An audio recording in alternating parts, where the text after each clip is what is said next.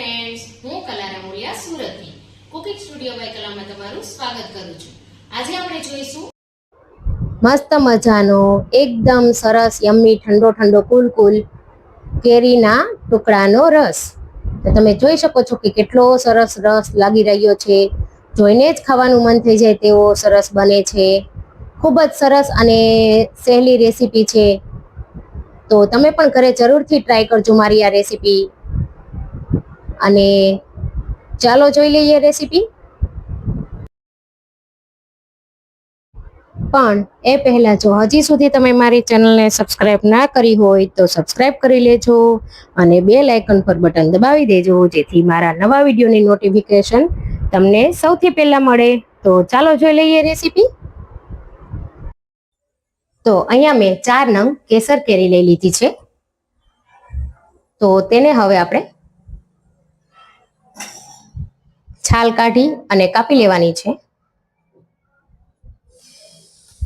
તો તેના માટે આ રીતે ચીર કરી હું આ રીતે ફટાફટથી કાઢી લઉં છું પીસ. ના છાલ ઉતારવાની ઝંઝટ કે ના કંઈ બીજા ટુકડા કરવાની ઝંઝટ. આ રીતે ફટાફટથી ઇઝીલી નીકળી જાય છે. તમે જોઈ શકો કે છાલ ઉતારવાની પણ જરૂર નથી પડતી અને ફટાફટથી આ રીતે આપણે કાઢી શકીએ છીએ. તો આ રીત ખૂબ જ સરળ છે. તમે પણ એકવાર ઘરે ચોક્કસથી ટ્રાય કરજો અને તમે કઈ રીતે કેરીને આ રીતે ટુકડા કરો છો તે પણ મને જણાવજો, જેથી કોઈ નવી રીત હોય તો મને પણ ખબર પડે. તો હું તો આ રીતે ફટાફટથી કરી દઉં છું.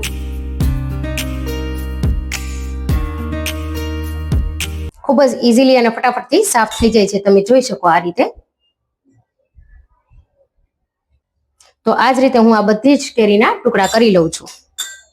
તો આ રીતે આપણે 3 કેરીના ટોટલ ટુકડા કરી લેવાના છે, આ રીતે મોટા મોટા. અને એક કેરીને આપણે એકદમ ઝીણી ઝીણી કાપવાની છે. તો તેના માટે આપણે છાલ ઉતારવી પડશે અને પછી ઝીણી ઝીણી કાપીશું. તો અહીંયા હું એક કેરીની છાલ ઉતારી લઉં છું, કેમ કે આપણે તેને ટુકડીનો રસ કરવાનો છે. તો આપણે અહીંયા છાલ ઉતારવી પડશે.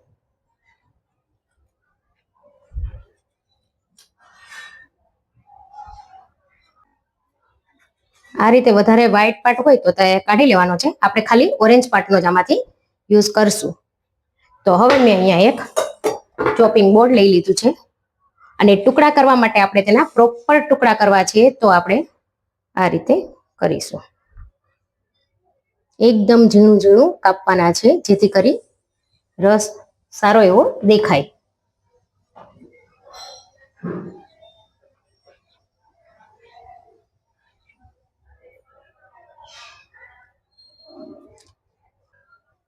તો તમે જોઈ શકો છો કે કેટલા નાના નાના સરસ સરસ ટુકડા આપણા આ રીતના તૈયાર થઈ ગયા છે. આ રીતે આપણે હજી આખી કેરીના ટુકડા કરી લઈશું. પણ રસમાં કોઈક કોઈક ટુકડા જ આપણે આવે એ રીતે લેવાનું છે. વધારે ટુકડાવાળો રસ નથી કરવાનો. તો આપણે નાની કેરી હોય તો આખી કેરી લેવી, મોટી કેરી હોય તો અડધી કેરી લેવી. તો આ રીતે આપણે તેના ટુકડા કરી લઈશું. કેરી એકદમ નરમ હોય છે, તો બહુ સાવચેતીથી એની કટકી કરવાની હોય છે, નહીતર નહીં થાય. તો તમે જોઈ શકો કે કેરીની કેટલી સરસ આ રીતે કટકી તૈયાર થાય છે. તો હજી પણ આપણે તેની ટુકડી કરી લઈશું, કેમ કે આપણી પાસે 3 મોટી કેરી છે. તો આપણે તેનો આ રીતે બધા ટુકડા મેં અહીંયા આટલા કરી લીધા છે. તો અહીંયા મારે બધી જ કેરીના ટુકડા થઈ ગયા છે. આ રીતે મોટા અને નાના પણ મેં ઝીણા ઝીણા સમારી લીધા છે. જો કેરી થોડી ખાટી લાગતી હોય તો વધારે ખાંડ ઉમેરવી, પણ હું અહીંયા 2 નાની ચમચી જેટલી જ ખાંડ ઉમેરું છું. વધારે ખાંડ ઉમેરતી નથી. જો તમને ખાંડ વાળું પસંદ ના હોય તો તમે સ્કીપ પણ કરી શકો છો. ત્યારબાદ મેં અહીંયા 1.5 ચમચી જેટલી મલાઈ ઉમેરી દીધી છે. આ મલાઈ ઘરની જ છે. અને ત્યારબાદ અડધા કપ જેટલું દૂધ ઉમેરી દઈશું.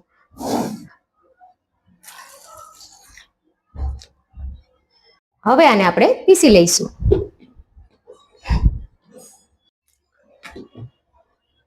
તો અહીંયા રસ સરસ આ રીતે બની ગયો છે.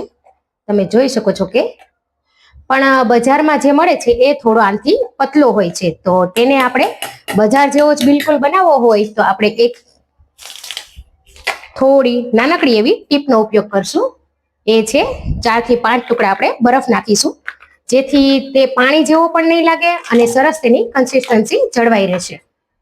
તો મેં અહીંયા 4-5 ટુકડા બરફના ઉમેરી અને પાછું એકવાર ફેરવી લઉં છું. તો અહીંયા બરફ ઉમેર્યા પછી તમે જોઈ શકો છો કે બિલકુલ બજાર જેવો જ કલર આવ્યો છે. એકદમ ઓરેન્જ નથી હોતો બજારનો, થોડો આ રીતનો હોય છે. તો એકદમ લિક્વિડી આ રીતે બનીને તૈયાર થઈ ગયો છે. તો તમે જોઈ શકો છો કે એકદમ સારી રીતે મિક્સ કરી અને આપણે તેને કાઢી લઈશું. આ રીતે એકદમ લિક્વિડી સરસ બની ગયો છે. આનો ટેસ્ટ તમને બિલકુલ બજાર જેવો જ આવશે. હવે આપણે તેને એક બોલમાં કાઢી લઈશું.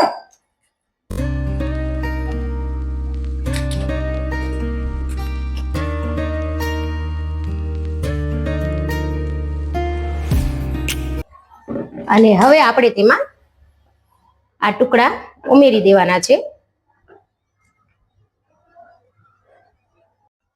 તો હવે આપણે તેને સારી રીતે ટુકડા ઉમેરીને મિક્સ કરી લેવાનું છે. એક એક બાઈટમાં તમને આ રીતે ટુકડા આવશે તો તમને ખૂબ જ મજા આવશે ખાવાની. તો અહીંયા આપણો કેરીના ટુકડાવાળો રસ તૈયાર થઈ ગયો છે અને તમે જોઈ શકો છો કે કેટલો યમ્મી લાગી રહ્યો છે. આને તમે રોટલી, પૂરી, ભાખરી કોઈ પણ સાથે ખાઈ શકો. એટલો સરસ આ રસ બને છે. તો ફ્રેન્ડ્સ, તમને પણ જો અમારી રેસીપી પસંદ આવી હોય તો મારી ચેનલને લાઇક, શેર, સબસ્ક્રાઈબ અને કમેન્ટ કરજો અને તમે ઘરે ચોક્કસથી ટ્રાય કરજો મારી આ રેસીપી. તો મળીએ નવી રેસીપી સાથે.